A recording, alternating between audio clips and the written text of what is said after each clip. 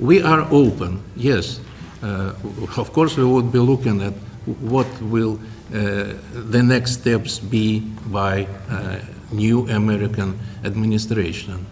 We are open and we are ready to cooperate. But of course, we will be cooperating on the basis of our national interests.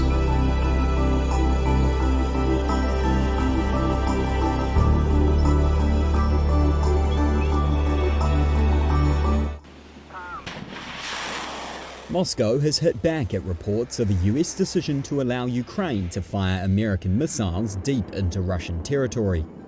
The Kremlin on Monday warned any such decision by President Joe Biden's administration would escalate the conflict and would mean Washington was directly involved. When asked about reports by the New York Times and Reuters on the decision, Kremlin spokesman Dmitry Peskov noted they were not based on any official statement. However, Peskov pointed to comments made by Russian President Vladimir Putin in September about such a proposed step. He said using NATO military infrastructure and personnel for the operation would mean the direct involvement of NATO, including the United States and European countries in the war in Ukraine. Peskov also said the outgoing US administration would be adding fuel to the fire and provoking tensions. Sources quoted in both the New York Times and Reuters reports presented the move as partly in response to the reported arrival of North Korean soldiers in Russia's Kursk region to help repel a Ukrainian incursion.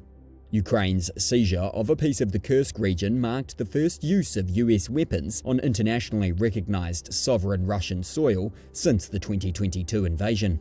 Russian officials have cautioned the West against pressing the limits of what a nuclear power might tolerate. Putin has changed Russia's nuclear doctrine to say any conventional attack on Russia aided by a nuclear power would be considered to be a joint attack.